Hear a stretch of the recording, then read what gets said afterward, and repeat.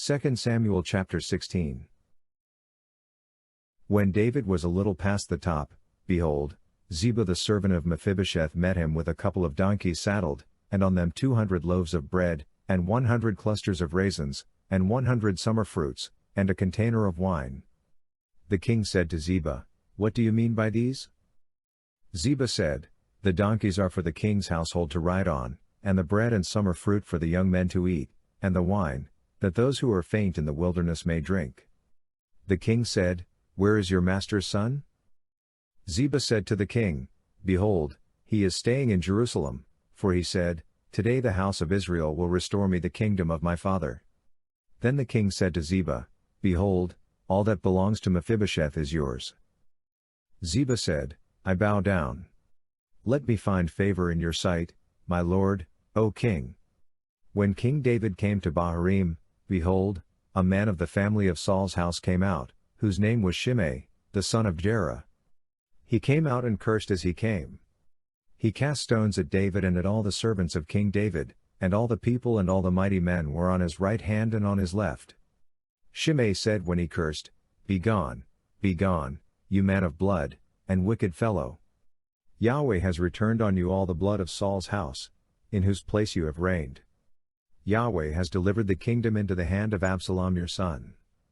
Behold, you are caught by your own mischief, because you are a man of blood." Then Abishai the son of Zeruiah said to the king, "Why should this dead dog curse my lord the king? Please let me go over and take off his head." The king said, "What have I to do with you, you sons of Zeruiah? Because he curses, and because Yahweh has said to him, 'Curse David,' who then shall say, 'Why have you done so?'"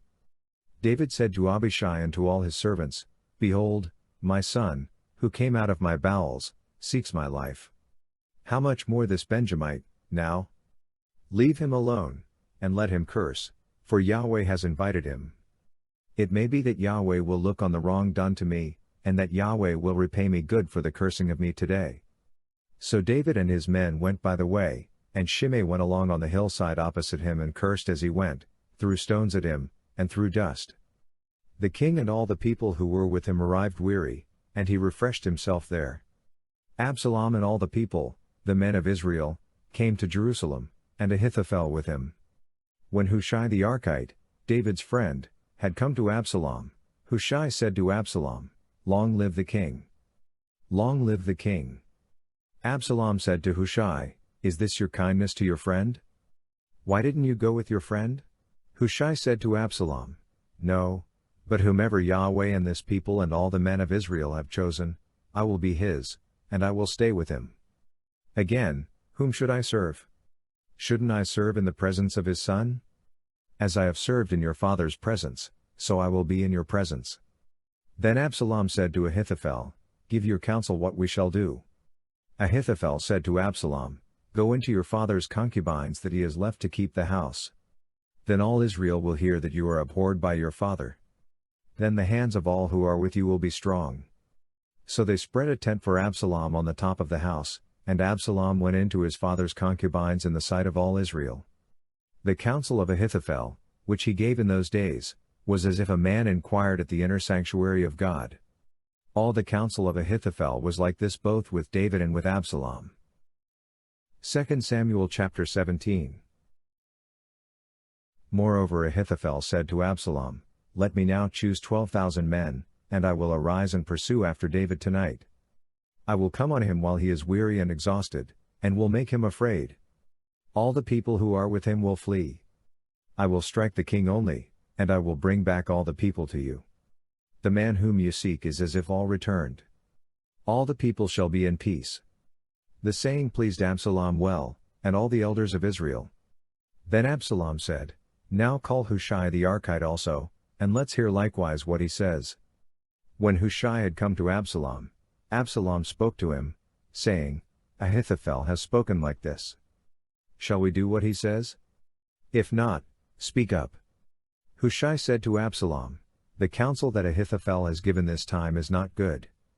Hushai said moreover, "You know your father and his men, that they are mighty men, and they are fierce in their minds, like a bear robbed of her cubs in the field. Your father is a man of war, and will not lodge with the people. Behold, he is now hidden in some pit, or in some other place. It will happen, when some of them have fallen at the first, that whoever hears it will say, There is a slaughter among the people who follow Absalom. Even he who is valiant, whose heart is as the heart of a lion, will utterly melt, for all Israel knows that your father is a mighty man, and those who are with him are valiant men. But I counsel that all Israel be gathered together to you, from Dan even to Beersheba, as the sand that is by the sea for multitude, and that you go to battle in your own person. So we will come on him in some place where he will be found, and we will light on him as the dew falls on the ground, then we will not leave so much as one of him and of all the men who are with him. Moreover, if he has gone into a city, then all Israel will bring ropes to that city, and we will draw it into the river, until there isn't one small stone found there. Absalom and all the men of Israel said, The counsel of Hushai the Archite is better than the counsel of Ahithophel. For Yahweh had ordained to defeat the good counsel of Ahithophel, to the intent that Yahweh might bring evil on Absalom. Then Hushai said to Zadok and to Abiathar the priests, Ahithophel counseled Absalom and the elders of Israel that way, and I have counseled this way. Now therefore send quickly, and tell David, saying, Don't lodge tonight at the fords of the wilderness, but by all means pass over, lest the king be swallowed up, and all the people who are with him. Now Jonathan and Ahimaaz were staying by En Rogel, and a female servant used to go and report to them, and they went and told King David, for they couldn't risk being seen coming into the city. But a boy saw them, and told Absalom.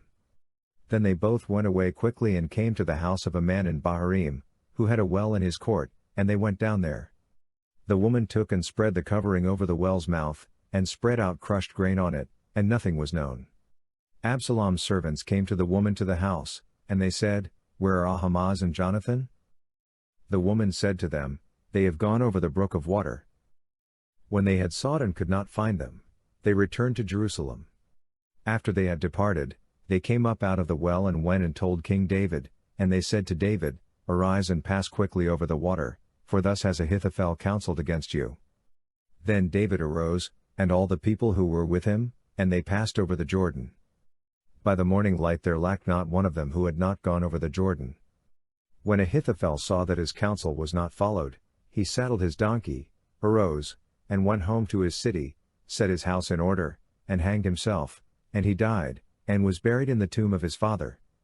Then David came to Mahanaim. Absalom passed over the Jordan, he and all the men of Israel with him. Absalom set Amasa over the army instead of Joab. Now Amasa was the son of a man whose name was Ithra the Israelite, who went into Abigail the daughter of Nahash, sister to Zeruiah, Joab's mother. Israel and Absalom encamped in the land of Gilead. When David had come to Mahanaim, Shobi the son of Nahash of Rabbah of the children of Ammon, and Machir the son of Amiel of Lodbar, and Barzillai the Gileadite of Rogelim, brought beds, basins, earthen vessels, wheat, barley, meal, parched grain, beans, lentils, roasted grain, honey, butter, sheep, and cheese of the herd, for David and for the people who were with him to eat, for they said, The people are hungry, weary, and thirsty in the wilderness. 2 Samuel chapter 18. David counted the people who were with him, and set captains of thousands and captains of hundreds over them. David sent the people out, a third part under the hand of Joab, and a third part under the hand of Abishai the son of Zeruiah, Joab's brother, and a third part under the hand of Ittai the Gittite. The king said to the people, I will also surely go out with you myself. But the people said, You shall not go out, for if we flee away, they will not care for us, neither if half of us die, will they care for us. But you are worth 10,000 of us. Therefore now it is better that you are ready to help us out of the city. The king said to them, I will do what seems best to you. The king stood beside the gate, and all the people went out by hundreds and by thousands. The king commanded Joab and Abishai and Ittai, saying, Deal gently for my sake with the young man Absalom. All the people heard when the king commanded all the captains concerning Absalom. So the people went out into the field against Israel, and the battle was in the forest of Ephraim. The people of Israel were struck there before David's servants, and there was a great slaughter there that day of 20,000 men. For the battle was there spread over the surface of all the country, and the forest devoured more people that day than the sword devoured. Absalom happened to meet David's servants. Absalom was riding on his mule, and the mule went under the thick boughs of a great oak, and his head caught hold of the oak, and he was hanging between the sky and earth, and the mule that was under him went on. A certain man saw it, and told Joab, and said, Behold, I saw Absalom hanging in an oak. Joab said to the man who told him, Behold, you saw it, and why didn't you strike him there to the ground? I would have given you 10 pieces of silver and a sash. The man said to Joab, Though I should receive 1,000 pieces of silver in my hand, I still wouldn't stretch out my hand against the king's son, for in our hearing the king commanded you and Abishai and Ittai, saying, Beware that no one touch the young man Absalom. Otherwise, if I had dealt falsely against his life, and there is no matter hidden from the king, then you yourself would have set yourself against me. Then Joab said, I'm not going to wait like this with you. He took 3 darts in his hand and thrust them through Absalom's heart while he was still alive in the middle of the oak. 10 young men who bore Joab's armor surrounded and struck Absalom, and killed him. Joab blew the trumpet, and the people returned from pursuing after Israel, for Joab held the people back. They took Absalom and cast him into a great pit in the forest, and raised over him a very great heap of stones. Then all Israel fled, each to his own tent. Now Absalom in his lifetime had taken and reared up for himself the pillar which is in the king's valley, for he said, I have no son to keep my name in memory. He called the pillar after his own name.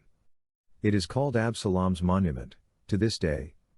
Then Ahimaaz the son of Zadok said, Let me now run and carry the king news, how Yahweh has avenged him of his enemies. Joab said to him, You must not be the bearer of news today, but you must carry news another day. But today you must carry no news, because the king's son is dead. Then Joab said to the Cushite, Go, tell the king what you have seen. The Cushite bowed himself to Joab, and ran.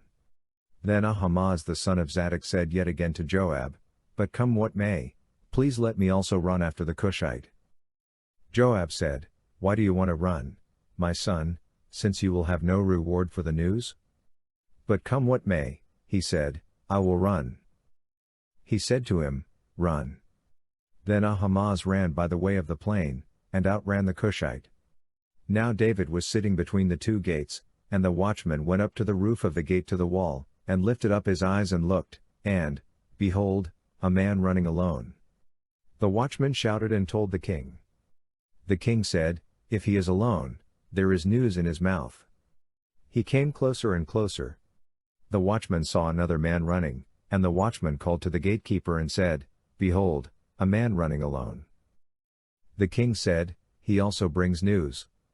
The watchman said, I think the running of the first one is like the running of Ahimaaz the son of Zadok. The king said, He is a good man, and comes with good news. Ahimaaz called, and said to the king, All is well. He bowed himself before the king with his face to the earth, and said, Blessed is Yahweh your God, who has delivered up the men who lifted up their hand against my lord the king. The king said, Is it well with the young man Absalom? Ahimaaz answered, When Joab sent the king's servant, even me your servant, I saw a great tumult, but I don't know what it was. The king said, Come and stand here.